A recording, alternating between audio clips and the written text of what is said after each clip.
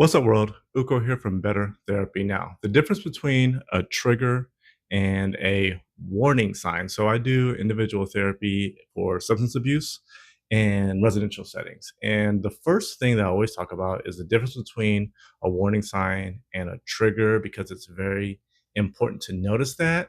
For a person who struggles with substance abuse and they are by themselves and they run into a trigger or a warning sign, they'll be able to better manage their response if they understand the difference. So, trigger is a stimulus that you come into contact with and it creates kind of like a snowball effect that leads to relapse, whereas warning signs or are identifiable behaviors like isolating or being more irritable that make it more likely that you're in the mindset to relapse. Usually, a trigger will happen before a warning sign or before the warning signs, because warning signs usually come in multiples.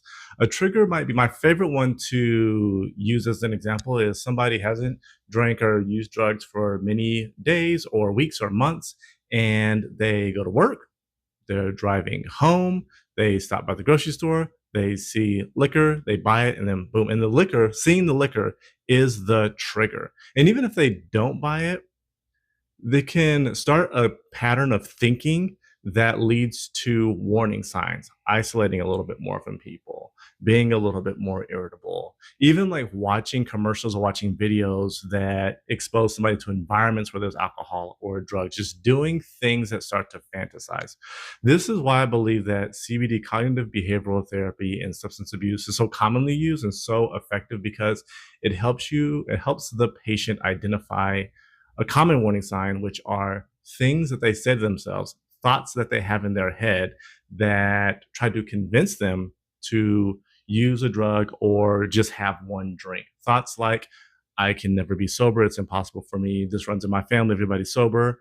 I can have just one drink. It won't really matter. Nobody cares if I'm sober anyway. Those types of thoughts are things that we talk about in an individual session, actually write down and have a conversation about each one, and even try to identify a time where they battled that negative thought pattern so that when they're by themselves and they have an urge and that warning sign of those negative thought patterns, because the negative thought patterns are warning signs, they can identify it and then alarm bells should go off and then they can kind of see, oh, I'm trying to convince myself to have just one drink or just take one hit. Triggers are a little bit different, and we prepare for the trigger in a little bit of a different way.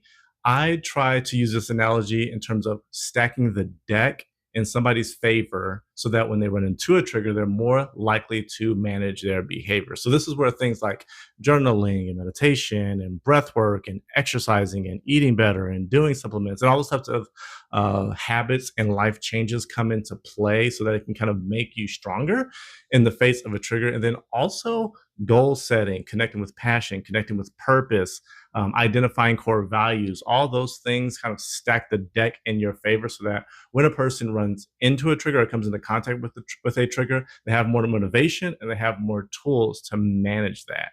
I think I spend more time in individual sessions talking about warning signs because that deals a lot with behavioral recognition, like talking about, what behaviors did you display in your last relapse? And then also getting an idea of how they think.